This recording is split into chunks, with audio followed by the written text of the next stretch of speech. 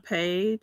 If you also want to share it to your page, then if you just go, it's on Facebook. So if you go to the Healing Paradigm, a Healing Paradigm Facebook page, it's up there, and you can share it to your Facebook page.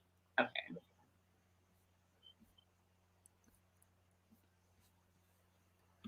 So while I am doing this,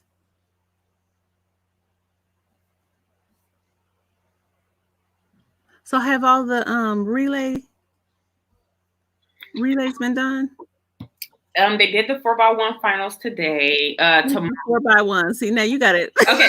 So they did the 4x100 meter relay finals today. Uh-huh. U.S. men, they didn't make it to the final. I think Italy won for the men, but for the woman, Jamaica won and United States got second. Oh, okay. I did see that. I knew that. Okay. Mm-hmm. So tomorrow is the last day, and they're going to have like the 4x4 400-meter relays, and that's going to be very exciting. I'm excited to see who we put out for the women because I mean we just stacked. Like we have so much talent. So I don't know who's going to be on that relay. Do they have like a set team that runs, or it's like people place? Yeah, like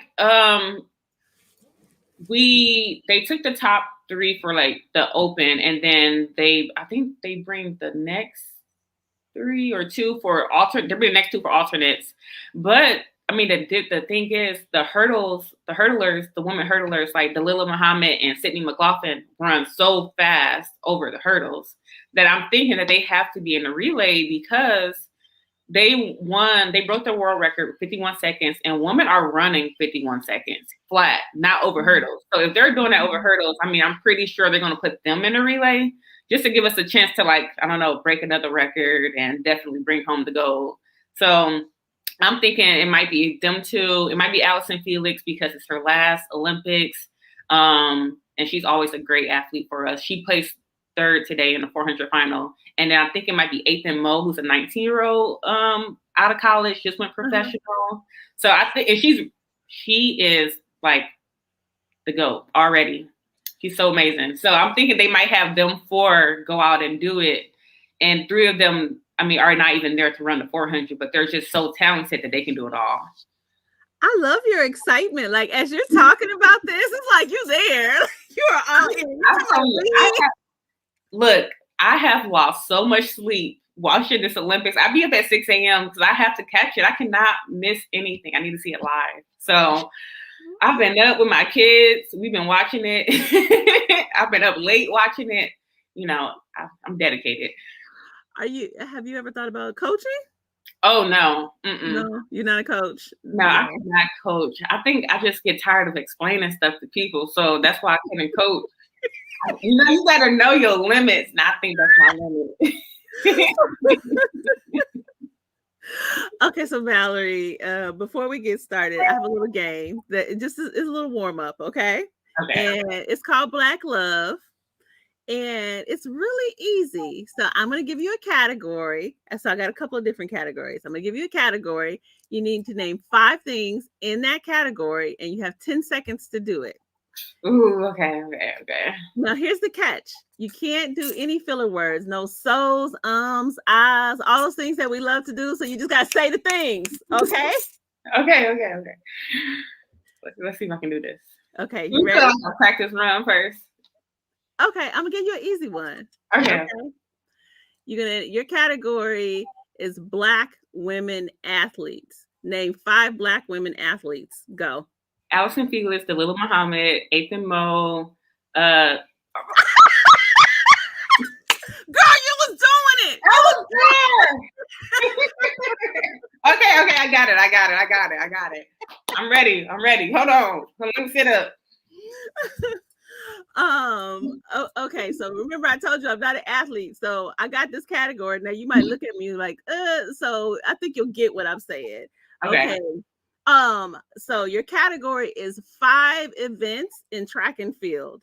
5 events in track and field. Go. Hurdles, long jump, triple jump, 100 meter, 400 meter. Girl, you did that in 4 seconds.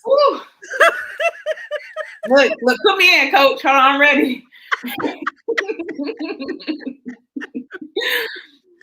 Okay. Last category. Okay. 5 Black athletes that you would say in any sport are the GOAT. Go. LeBron James, Serena Williams. I thought you had it, girl. No, I was doing it. When I had messed up, I said LeBron James. I mean, I was like, can I say men? I messed up. I said any. It's LeBron's fault. I think, he gonna have to get me something because he messed me up with this one. Okay, I'll give you one more. Okay. All right. Name 5 sports. Go. Basketball, track, volleyball, baseball, soccer. There. Boom.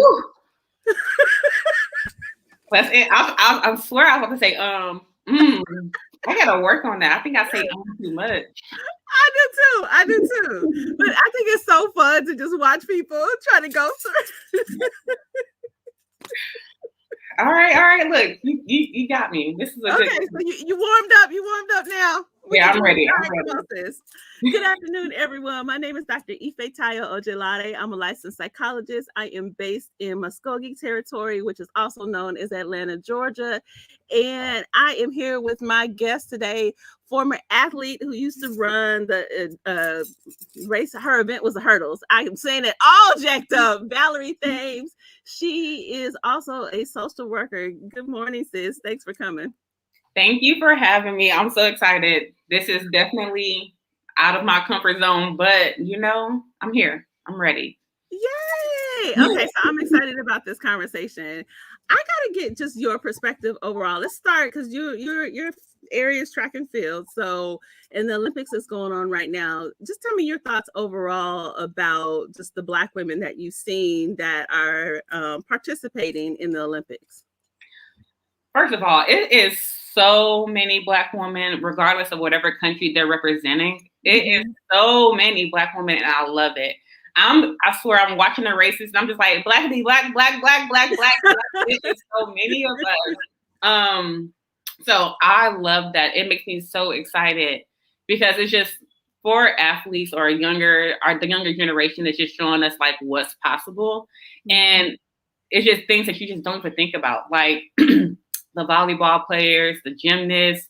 There's some Black volleyball players? Yes, we are everywhere. So I'm just saying we not going nowhere. And it just makes me so happy because, I mean, if I was as athletic and talented as they were, I would love to be where they are right now, just to, have a voice. So it makes me excited. Wow. What got you into sports? Honestly, it was kind of something just to do. I started out running track in high school, and I was like, let me just do something so I don't have to go home after school immediately. So I went to open house, and they had all the little sporting clubs.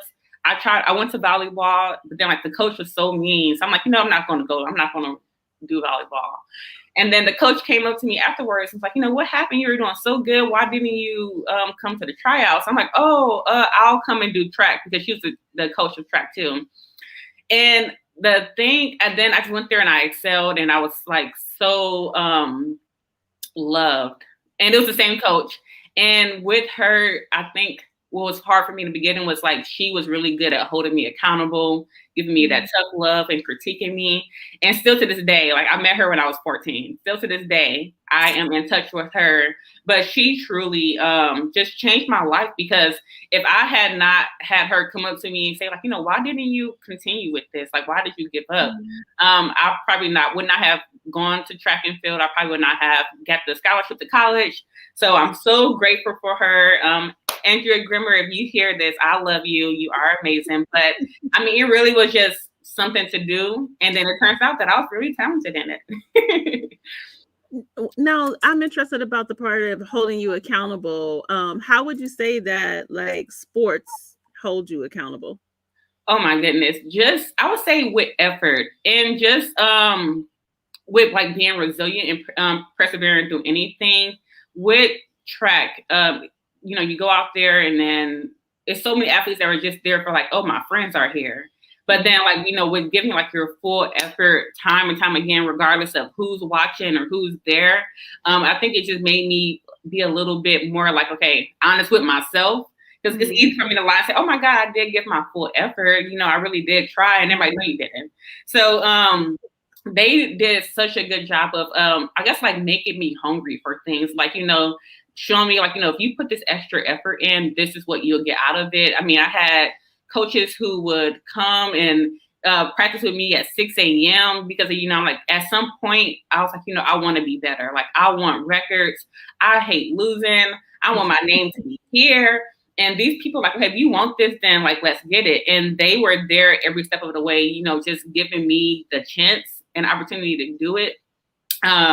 So yes, like they were just basically saying like, you know, let's walk with you talking. And they made me do that. Do you think that that kind of support helps like young people with their self-esteem?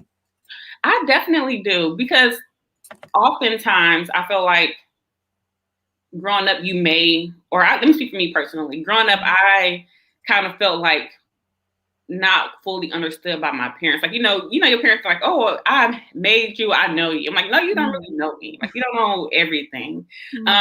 But being able to be around people who were able to just see me for me and not whatever they thought of me or like whatever idea they had projected over me in my life, that made it so easy for me, because then whenever things got very difficult for me, I had people who would just come for me and they came and supported me, but without me having to say stuff. So like I could be struggling and like trying my hardest to hold it together, because, you know, growing up, it's like whatever happened in your house, stay in your house.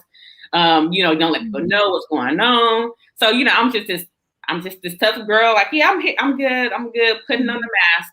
And then my coaches come to me like, you know, I see you. And I'm here. And I'll just be like so angry, like, what are you talking about? You don't see me.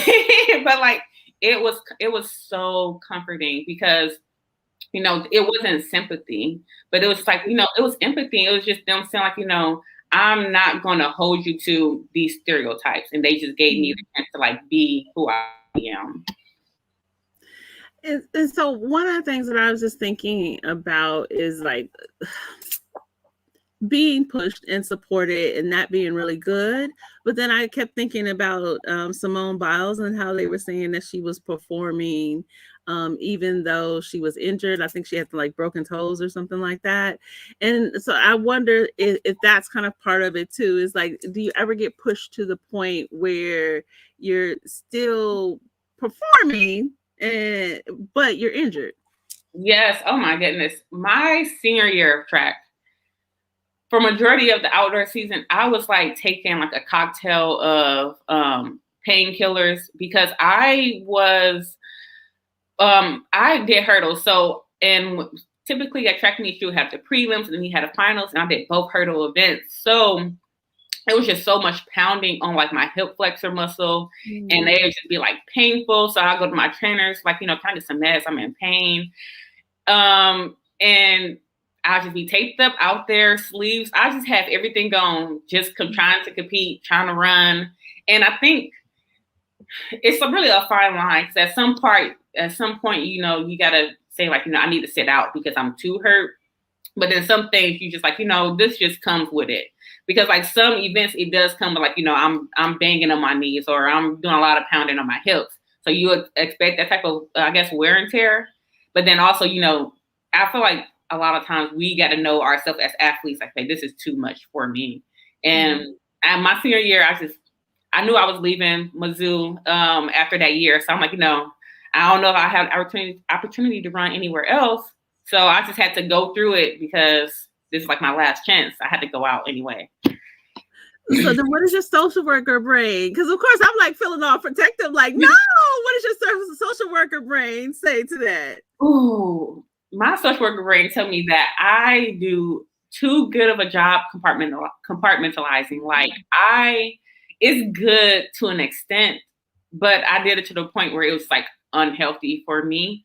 And I feel like a lot of cultural things go with that as well. Like, you know, just I'm this strong Black woman. Like I remember my senior year, I'm just going around to my teammates because it was so few of us. I think we had like 7 on our team in the sprint. So we really didn't have the numbers for people to be like out and hurt. So I'll go to my teammates, even who were Black women, like, you a strong Black woman. Okay, you need to get through this race. Like, so I'm telling all of them, like, you are a strong Black woman. And that's something that I kept telling myself, that like, I'm a strong Black woman. I can handle this regardless of the injury, regardless of whatever's going on, whatever is going on.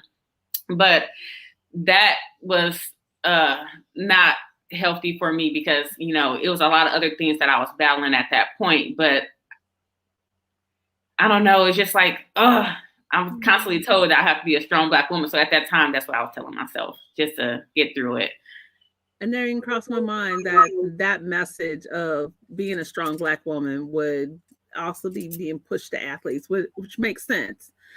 How much, though, do you think that impacts Black women athletes' mental health to be told that you need to perform even when you're injured?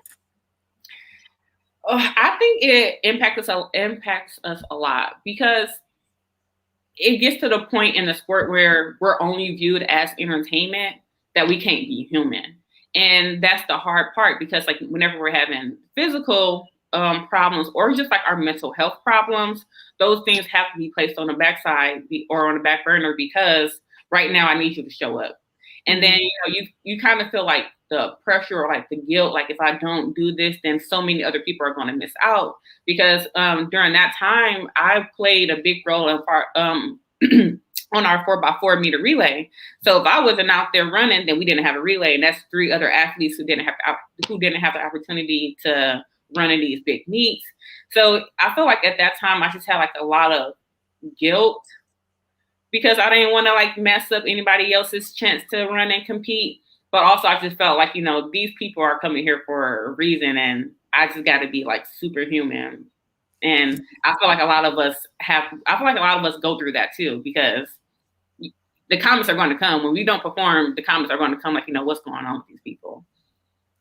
So then that makes me think, okay, so my leap is what difference, then how is that different than our ancestors who were enslaved and used for entertainment? That is a very little difference. I'm telling you. It was certain times because it goes to like, okay, when you're at universities and you're on scholarships, people always make the comments like, oh, you're here for a reason. Like your school is paid for. What are you complaining about? And that kind of goes to like that plantation style thinking of like, I have you here. You don't have any problems. You are fed. You are clothed. So like, why can't you just do the work? And I feel like it goes into that because even when we start complaining about our mental health issues or how we're being treated, it's like, how can you complain about this when you have no debt from college? I'm like, that is not going to fix my mental health, okay? Like, right. Having student loans is not going to, me not having student loans doesn't mean that I'm not going to be depressed. Right. But that's what people chalk it up to, unfortunately. Wow. So take that into Simone Biles. So we know that initially she had pulled out because of the thing called the twisties, which I hadn't heard of. I had to look it up. And then it was interesting because I thought it was really interesting that she was talking about her mental health and she was trying to protect herself and not die or get seriously injured. And there was like all this negative backlash. Oh my goodness. I seen all of that. And I also did not know what the twisties were. I'm very ignorant when it comes to gymnastics. I know nothing about gymnastics. But I was seeing comments like, if I was at the Olympics, I wouldn't withdraw from this. And then you'll see like other people coming out who know the sport and was saying like, this is very dangerous. And she's lucky to have landed on her feet. So people were saying like, we need to support her and like kind of encourage her during this time because she's also coming back and representing she was sexually abused, So we don't even know what it's like for her to be back in this Olympic setting and how it could trigger those type of emotions or reminders of her past trauma. But I feel like it goes back to like, you're an athlete. Like I'm expecting you to bring home gold or I'm expecting you to do this. And we're not allowed to be human. And that's just such a hard thing. Do you think that there's more pressure on Black women than other women? I would say so, yes, because because people already have these ignorant ideas that, oh, you're Black, so you already have like these extra things in your body that make you more of an athlete than we are. So, they think that we are superheroes just because we have more melanin than them. But also, whenever we do anything that's kind of like against whatever their or society's ideas of us are, we're always like seen as a villain. Like, I mean, it's really no room for error. Like, even with, if you go to like college athletics, when people don't win in big games, they start getting death threats and saying like, oh my God, you lost me this much money. Like, they do it for like men and women because people expect us to just be perfect and not really realize that we're human. Wait, people were betting on track also? Probably. I mean, I would not bet on track. Track is just a hard sport to call. So I would not bet on track unless it's like Usain Bolt. Like, of course, I'm going to bet on him. He is like the greatest sprinter ever. But as far as like basketball games and things and football games and stuff like that, people will be betting on those things. And then if you lose and you don't perform to your best ability, then it's just like, F you. Why are you out there doing this? Like, we're terrible people at that time. Were you when you were in college and actually running, were you getting like a lot of that negative feedback? I would say so, more from like people that I had already known, like people who had seen me perform better in other competitions would be like, Valerie, what's going on? Or like, you transfer here and you running this. I'm like, oh my God, like I'm hurt right now. Okay. Because I went to University of Missouri and I ran track there, but I transferred from Southern University, and my year at Southern, I ran really well. And I left that school, I went to Mizzou, but when I got to Mizzou, I was injured. I had a quad injury, so I lost every race that season. Every race, every day, every race, I would call my mom just crying. And I'm like, I made such a bad decision to come here because I was just losing. I had never lost so much. And then people were like, this is why you came here to run like this? And they'd be like my teammates, like, this is why you came here to run like this? And I'm like, it was really difficult for me. And following that year, I just like made a commitment to myself, like, I would never be that low again. And I just like trained so hard. And the next season I had did extremely well. But during that time, it was just the people that I actually knew who were just like, oh my God, you suck right now. Like, why are you here? And they did not care like how that made me feel. And I was just like, whatever. Like, I just like walk it off or laugh it off because I'm this strong Black woman. I can let you see me being hurt. But I'll call my mom afterwards and I just cry. Do you think that idea of a strong Black woman gets in the way for athletes? Yeah, I think it does, because it's either you're a strong Black woman or you're an aggressive Black woman. It's no really in between. You got to be strong and push through the injuries, push through the other BS that's going on in the world. Like, we can't bring that into the sport. You can't bring all this racism and Black people being killed into the sport, because it's like, this is not what the sport is about. You need to focus on this. But no one really realizes how that impacts us, because outside of track, outside of any of these other sports that we do, we are Black people. I'm a Black woman. So when people see me, they don't say, oh my God, that's the girl who ran track in Mizzou, or oh my God, that's the social worker. Like, no one thinks that. They're just like, oh, this is a Black woman. And I feel like that's something that people don't understand, because there has been times where like athletes who are professional athletes have been racially profiled and discriminated against. And then once they found out that it was a big name person, they're like, oh my God, let's try to hurry up and cover this up. But I feel like that's where the strong Black woman thing kind of gets in the way, because we aren't allowed to allow everything that's going on around us to come into the sport, or we can't speak on that. So it's almost like, okay, so you're supposed to be entertainment, but you're silent entertainment. So you're not supposed to have an opinion. Exactly. Like what they tell LeBron, shut up and dribble. Like, you can't speak on these things.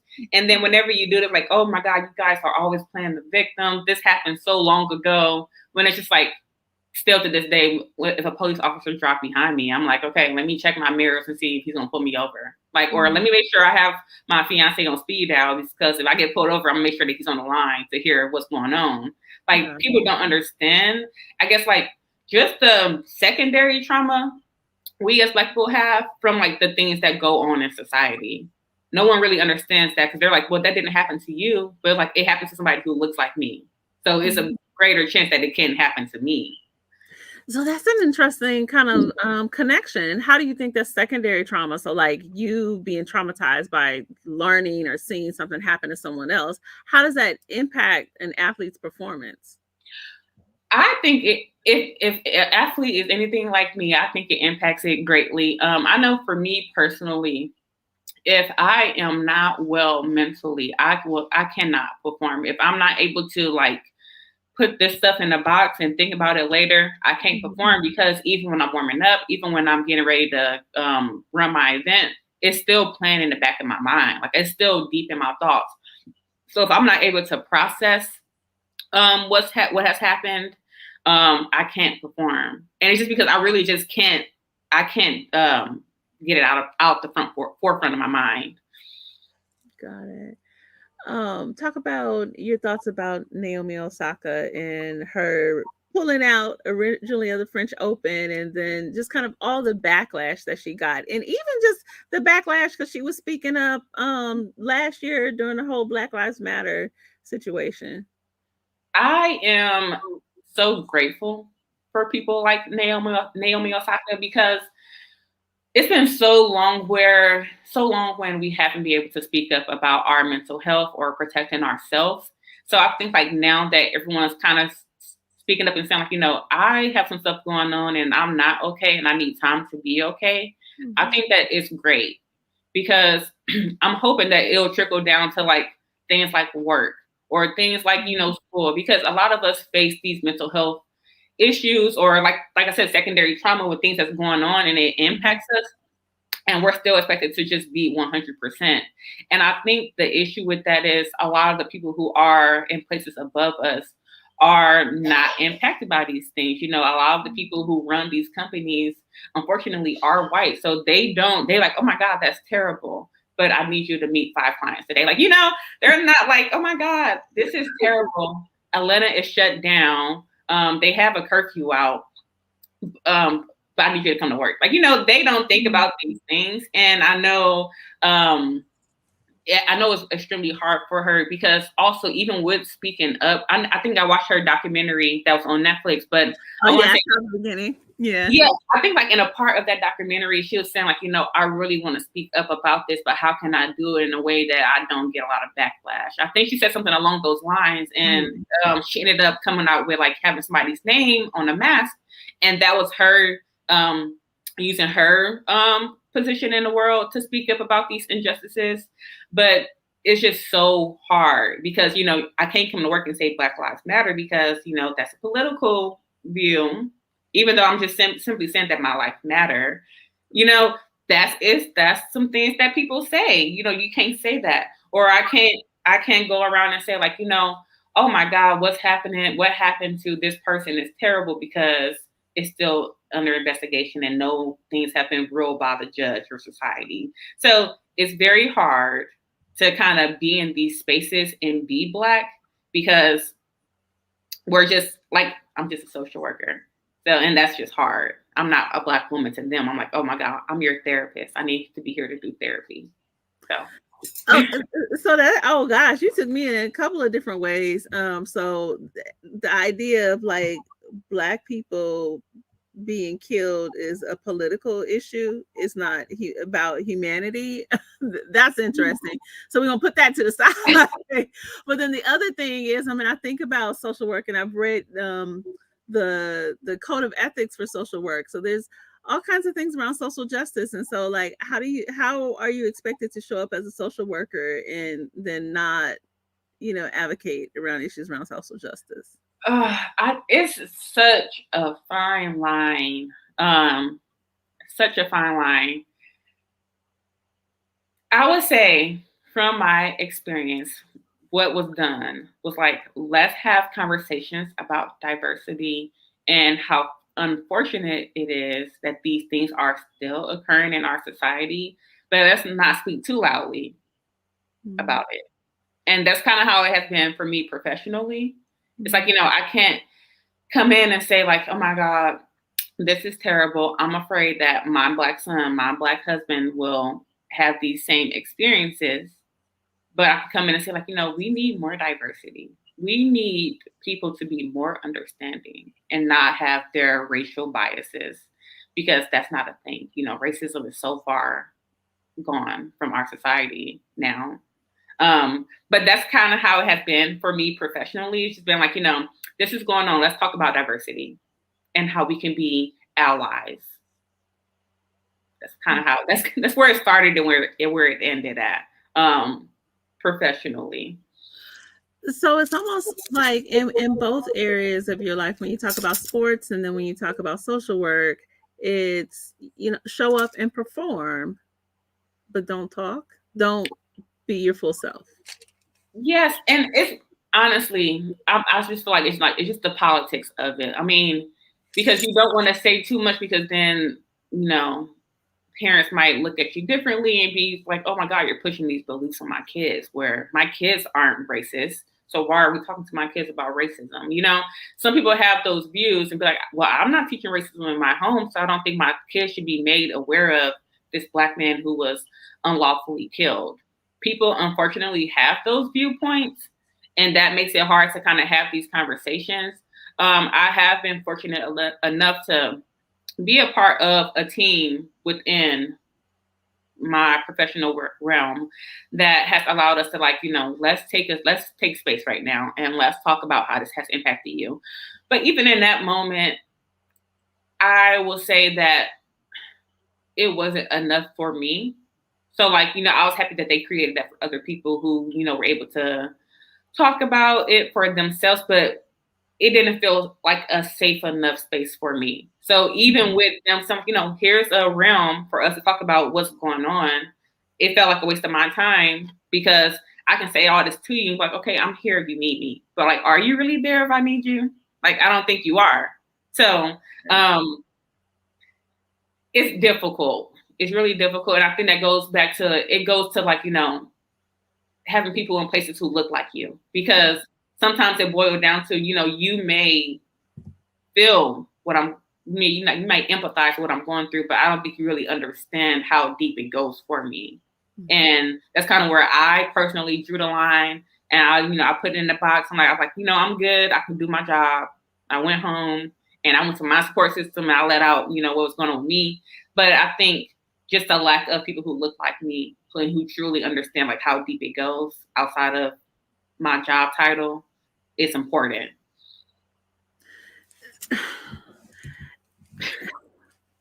I'm sorry. No, as I'm sitting here and I'm just thinking, I feel so impacted by what you're saying, because I'm realizing that when you're done with being an athlete, so when Simone Biles is done and Naomi Osaka will hopefully have a long career, and then when she's done, and then you go into the world, you still have these other parts of yourself. Like if you're, like you said, being a mother of a Black male and being engaged to a Black male, there's these other parts of your life that are real. And if you can't express those pieces of your life, whether it be while you're showing up as an athlete or you're showing up as a social worker, you don't get to fully be you. Exactly. That is literally what it is, because, in society, we're only viewed as one thing. So when I'm at work, I'm only viewed as a therapist. You are a therapist. That's it.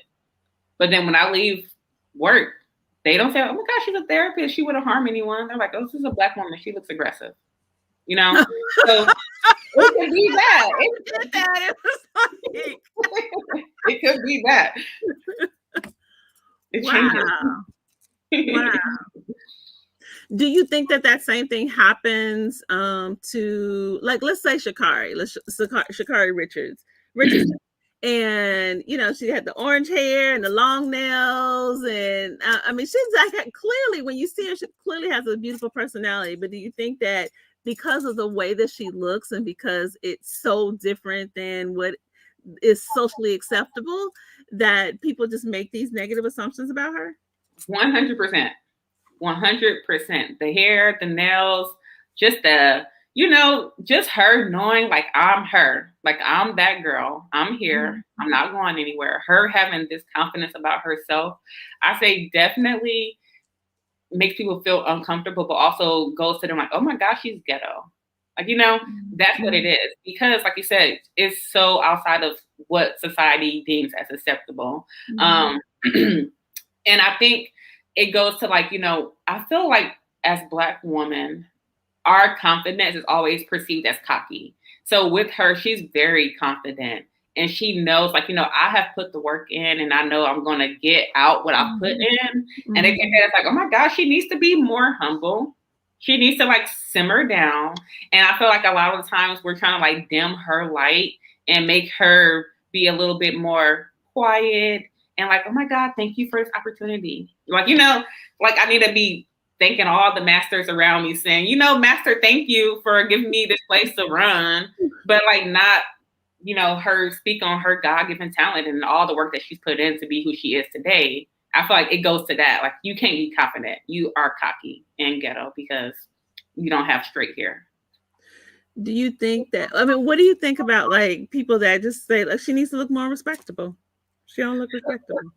See, that's my question. What is respectable? So that's the thing, because even before I locked my hair, I was natural, but like locking my hair, I'm like, oh my God, I wonder how this will impact me in the workplace. And then when I dyed my hair, I'm like, is this too much? But then it goes to like, we are here in 2021. Like, honestly, you can't, the standards are, we have double standards in society. I can see white counterparts with pink hair, purple hair. And I'm like, oh my God, that's so nice.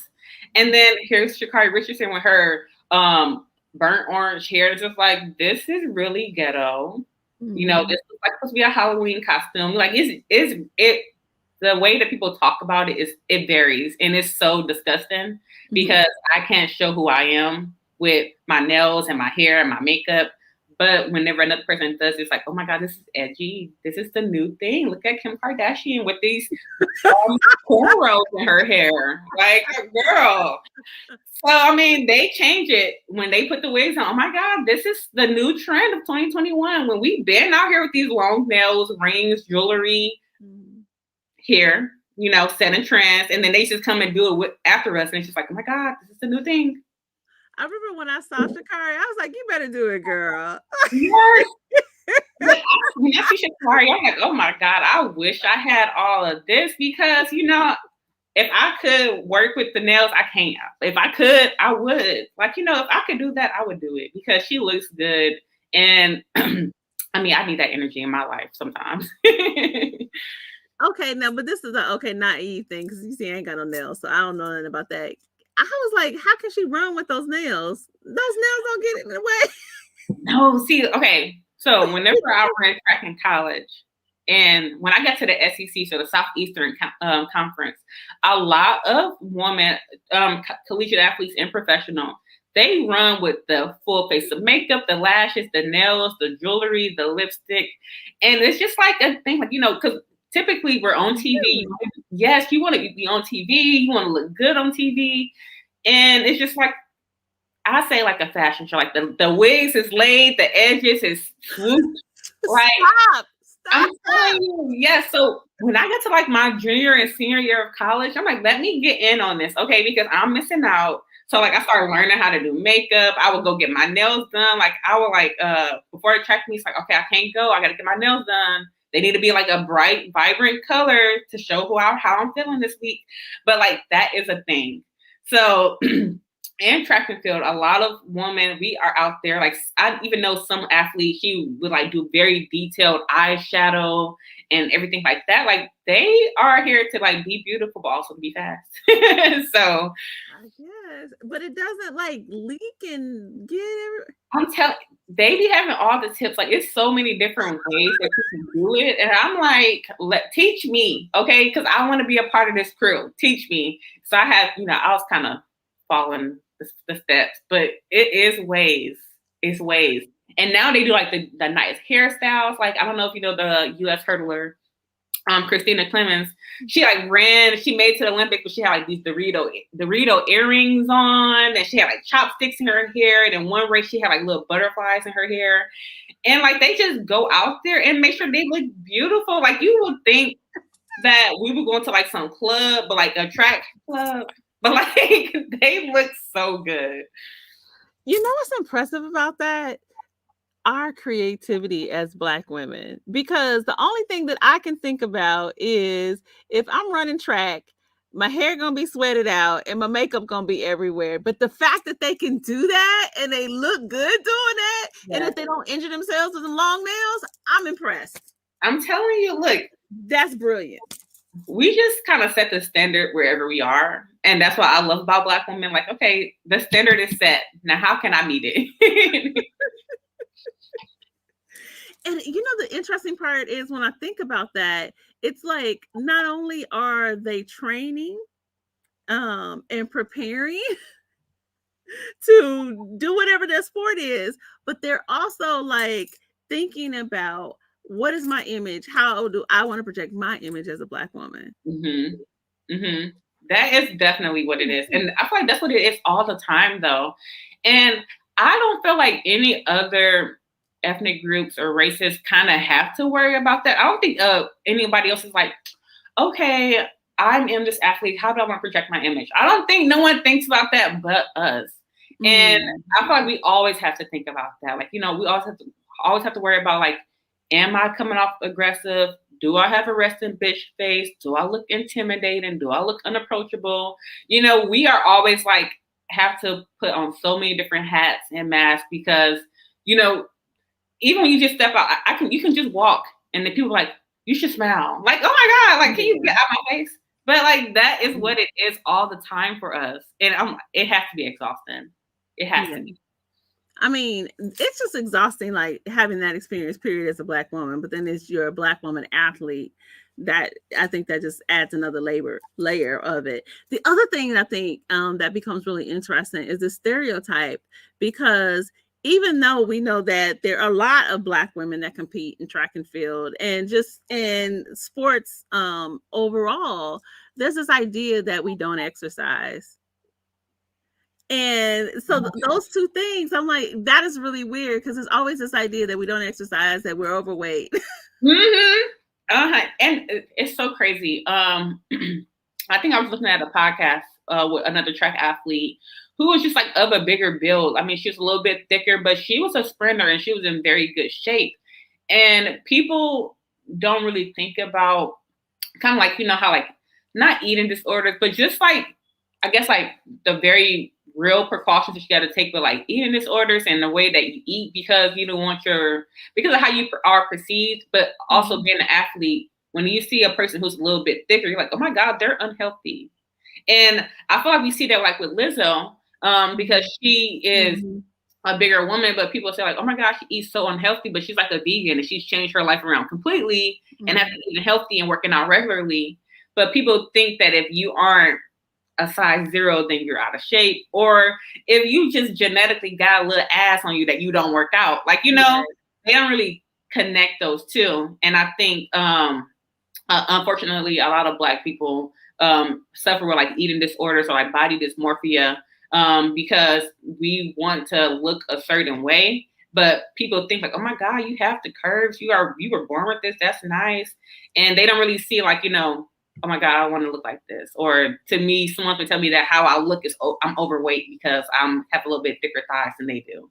So like people project so much stuff on us and they don't even realize that Black people have eating disorders. They think it's just like a white people thing. And it sucks because I know a couple of Black people who kind of have body dysmorphia and it's just like, oh my God, I'm so overweight. And I'm like, where? And they're like, I think I need to look like Kendall Jenner. I'm like, your body type will never get you there, but it's just very real things that we face.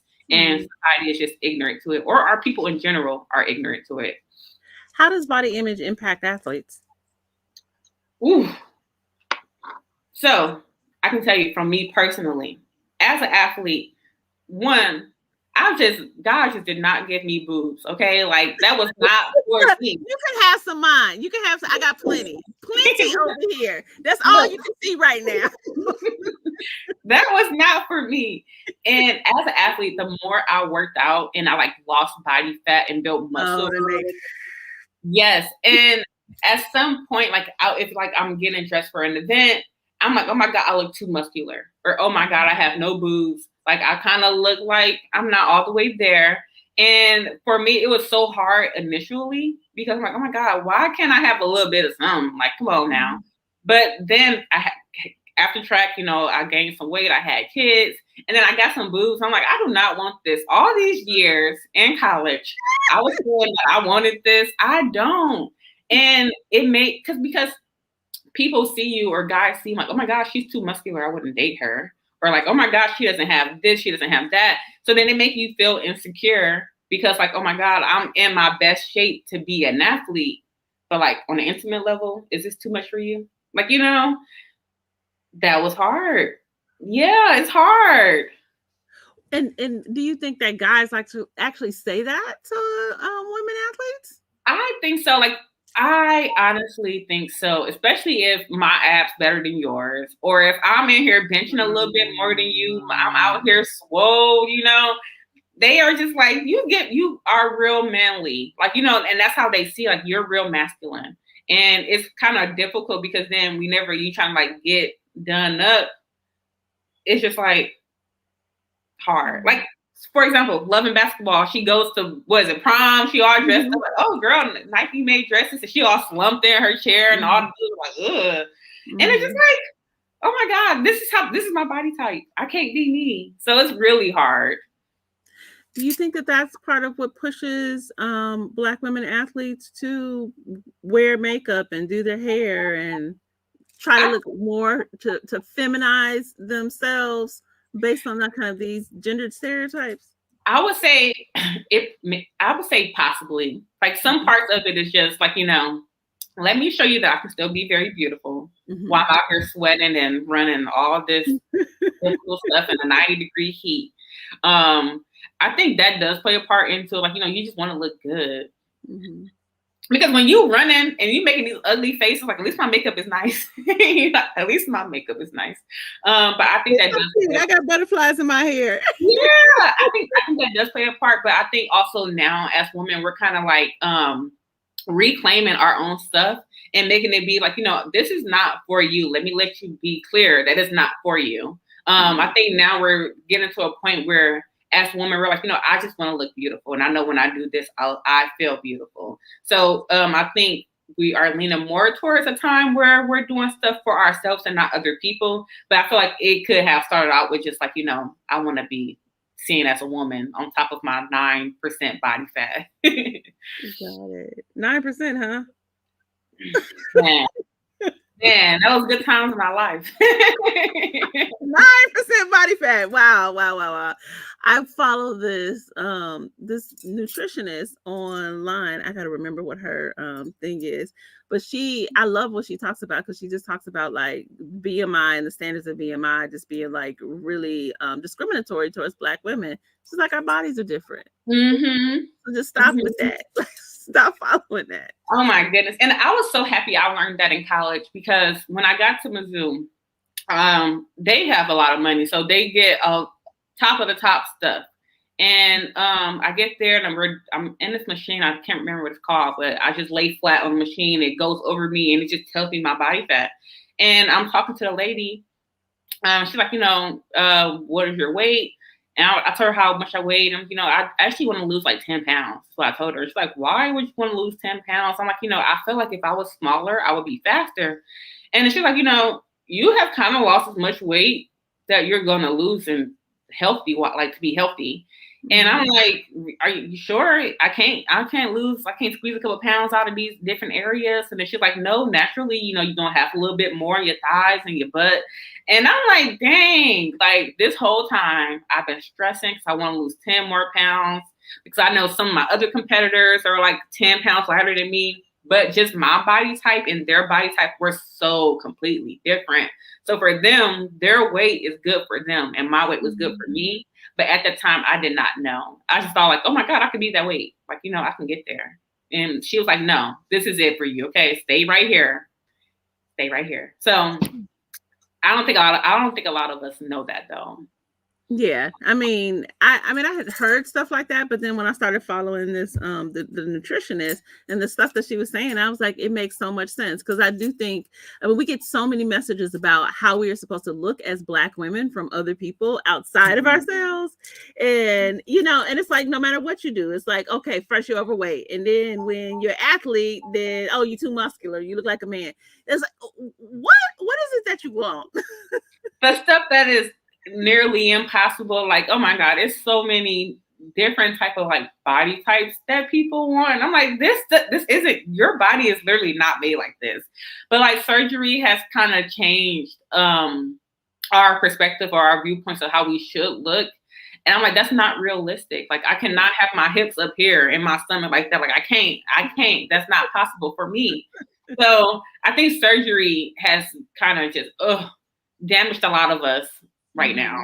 Mm-hmm.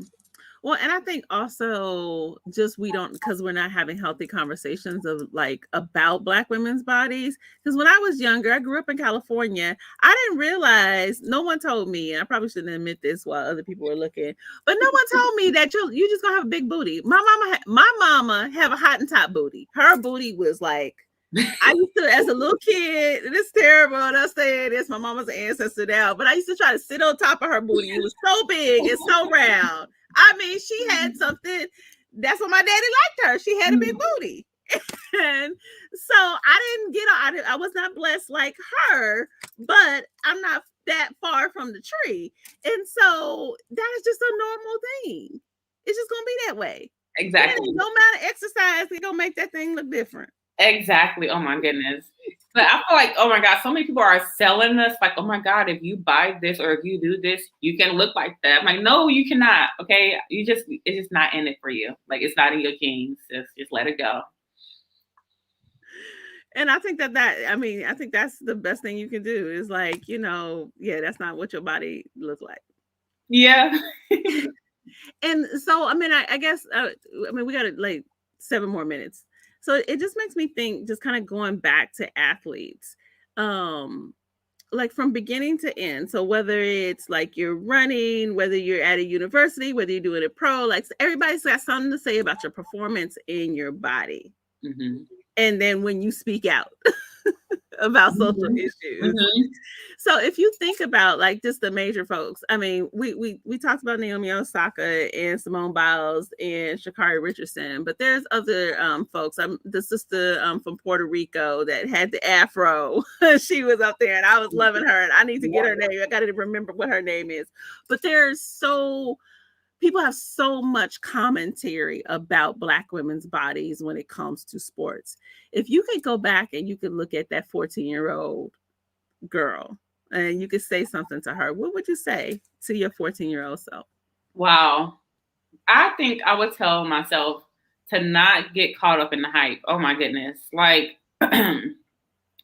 I wish I could have stayed as innocent as I was and kind of ignorant and not as knowledgeable about things when I came into the sport, because when I came into it, it was just for fun. Like, it was just like, oh, I'm just out here doing stuff. But then as I got more committed to it, I started learning other things. And some of these things would intimidate me, would make me very afraid, fearful, anxious, depressed too. Some of these things would kind of just take away my audacity to dream. That's what it did.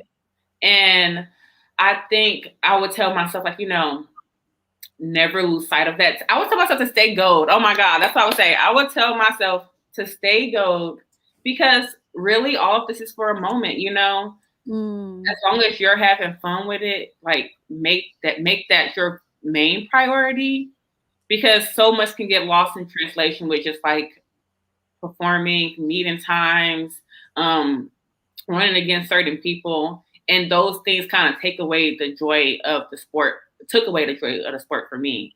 But if I was able to just have that same joy and initial love that I have for the sport, I think that a lot of the things and the struggles that I had kind of would have not been barriers in my athletic career. So I was telling myself, stay go, girl. Stay go. You're going to be successful. You have all the potential in you, but don't let outside factors take away your audacity of the dreams. That's what I would tell myself. Oh, I love it. I love it. I love it. I love it. Wow. Thank you. This has been such a wonderful conversation. And, I actually have not been nervous. Like, what? Hey, this is really I told you it would work. I told you it would work. Had a little exercise, do a little game. You put me on game. This has actually been so fun for me. Oh my God, I'm so happy that I stepped outside of my comfort zone and I did something that I would not normally do. Because this is actually really fun. I feel so comfortable right now, and you don't even know. Like, thank you. Thank you. You've been so wonderful.